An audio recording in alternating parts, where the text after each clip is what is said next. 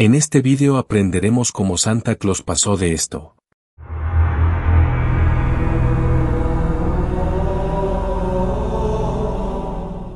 a esto.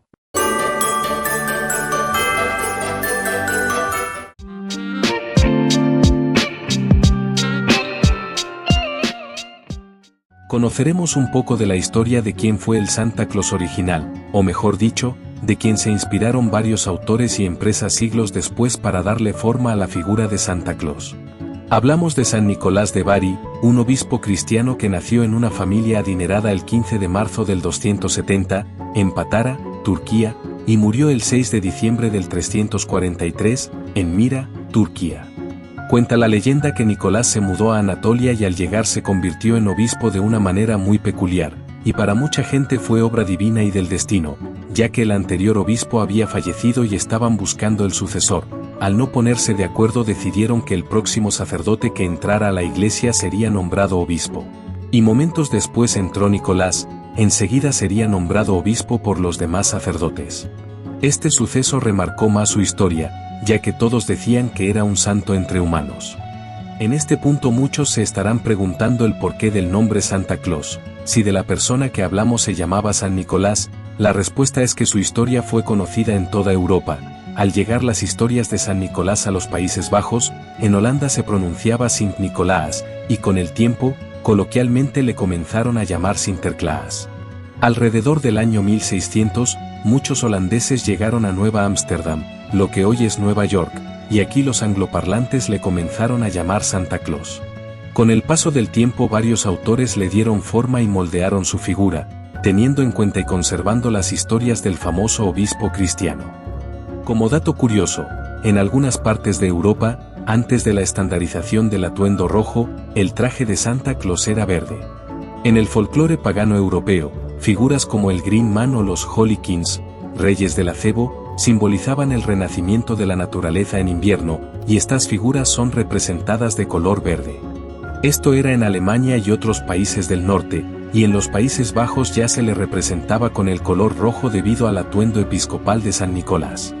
La historia de San Nicolás no es muy clara y detallada, ya que no existen muchos registros oficiales y directos, sin mencionar que muchos de sus escritos propios sobre su vida fueron quemados y destruidos por los musulmanes después del declive del Imperio Romano. Pero se relata que desde que era niño se notaba un carácter sereno, humilde, sencillo y amoroso. Esa personalidad se vio fuertemente reflejada en sus hechos tras quedar huérfano a una edad muy temprana, ya que toda la fortuna que heredó la donó a gente necesitada, y además se cuenta que muchas de las veces lo hacía de forma muy discreta. Sus padres le inculcaron una fe muy devota a la religión cristiana, y murieron tras la llegada de una pandemia. Se cree que el nombre de su padre era Epifiano, y el de su madre era Juana. Una de sus historias es que demostraba una santidad desde que era bebé, ya que se dice que los miércoles y viernes, días de ayuno cristiano, Nicolás rechazaba ser amamantado, lo que la gente de su alrededor interpretaba como una señal de su carácter y devoción. Es más que claro que no se puede tomar este texto de manera literal, ya que su historia fue manipulada y escrita a lo largo de la historia por muchas personas, pero este hecho puede ser tomado con fe, lo que le da mucho peso y significado a la devoción que muchas personas tienen. Su tío, que también se llamaba Nicolás y era obispo, influyó muchísimo en la formación de nuestro protagonista, ya que fue él quien lo introdujo de manera más completa a la religión tras la muerte de sus padres, enseñándole las sagradas escrituras y el conocimiento que poseía. Gracias a esto dedicó su vida a Dios. Además de tener una empatía inigualable, desde muy temprano comenzó a adquirir una sabiduría impresionante y sumada a su carácter lo hacían un ejemplo perfecto de lo que debe ser un cristiano. Era sumamente prudente y maduro a pesar de su corta edad. Hay varias historias acerca de Nicolás, historias dignas de un santo, ya que desde muy joven se notaba una bondad extraordinaria. Una de las historias más famosas es que cuando se enteró que en una ciudad cerca de Patara, un señor con 3 hijas en edad para casarse no tenía dinero para los dotes, y el padre tenía miedo que sus hijas fueran obligadas a vivir en la pobreza o peor, que fueran vendidas como esclavas, Nicolás les regaló dinero. Tras haber muerto sus padres y haber heredado su dinero, Nicolás ayudó a muchas personas, pero lo que hizo con el señor y sus hijas fue que les dejó una bolsa con dinero en secreto por las noches por la ventana de su casa, de forma muy discreta. Según se cuenta, hizo esto 3 veces, una bolsa por cada hija, asegurando que las jóvenes pudieran casarse y vivir una vida plena y digna. Esto nos habla mucho acerca del pensamiento y personalidad de Nicolás, era extraordinario. La caridad que Nicolás poseía la aprendió de sus padres cristianos, y desde muy joven aprendió a regalar sin recibir nada a cambio, todo por el simple hecho de ayudar a quien más lo necesitaba. También se platica que tenía un comportamiento santificado en comparación con los demás niños y jóvenes, se decía que era un niño muy especial. La tradición cuenta que, mientras otros niños jugaban, él prefería rezar y pasar tiempo en la iglesia. Un relato dice que sus vecinos lo consideraban un ejemplo, destacando su obediencia a sus mayores y su bondad hacia otros niños. Otra anécdota que se cuenta de Nicolás es que mostraba mucha sensibilidad hacia el sufrimiento, ya que si veía a otros niños en necesidad les ofrecía lo que tenía, aunque fueran cosas pequeñas y simples como ropa, pan o incluso pertenencias. Estos relatos nos hacen pensar en el nivel de conciencia que tenía Nicolás, ya que la mayoría de los niños son como changos locos y envidiosos que no empatizan con los de a su alrededor. Tampoco se les puede culpar mucho por no ser muy maduros, al fin y al cabo son niños, pero Nicolás estaba en otro nivel de sabiduría. En una edad más adulta, cuando era obispo, tenía un sentido de la justicia extraordinario, y siempre hacía todo lo que estuviera en sus manos para impartir justicia de forma pacífica y diplomática. Un ejemplo de esto es que cuando veía a niños siendo maltratados en los mercados intervenía de manera inmediata. Vamos, que es el ejemplo perfecto de lo que debe ser un cristiano. Una vez obispo, Nicolás continuó viviendo de manera austera, utilizando los recursos de la iglesia para ayudar a los pobres y oprimidos. Un evento notable fue su intervención para salvar a 3 hombres condenados injustamente a muerte por un magistrado corrupto. Nicolás, al enterarse, se presentó en el lugar de la ejecución, agarró la espada del verdugo y exigió justicia. Este incidente consolidó su reputación como defensor de la justicia. Otro milagro atribuido a él ocurrió durante una hambruna en Mira. Se dice que convenció a unos comerciantes que transportaban trigo hacia Constantinopla para que dejaran parte de su carga en la ciudad. Lo milagroso fue que, al llegar a su destino, los comerciantes encontraron que no faltaba nada en su carga, lo que se interpretó como un milagro y una señal divina. Nicolás participó en el primer concilio de Nicea, convocado por el emperador Constantino en el año 325. Este evento marcó un hito en la historia del cristianismo, ya que se estableció el credo niceno y se condenaron las enseñanzas de Arrio, que negaba la divinidad completa de Cristo.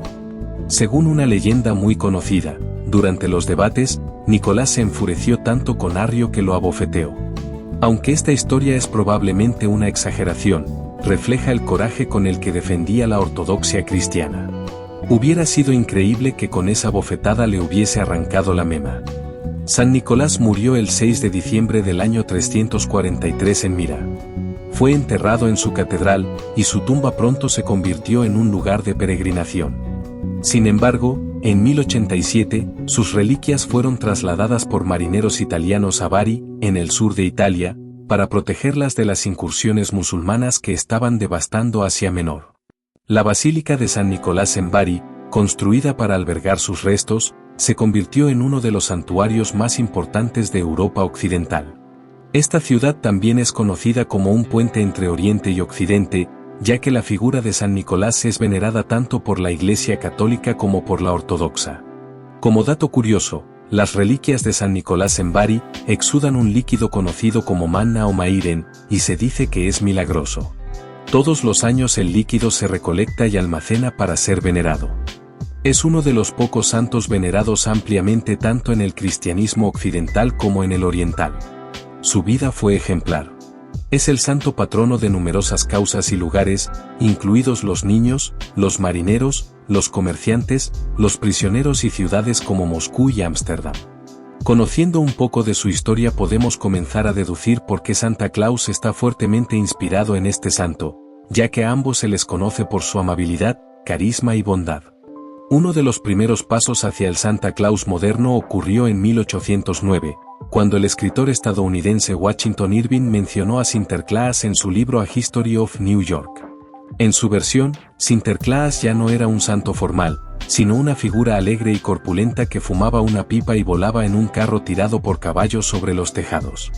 El poema A Visit from St. Nicholas, también conocido como The Night Before Christmas, fue publicado anónimamente en 1823 y posteriormente atribuido a Clement Clarke Moore.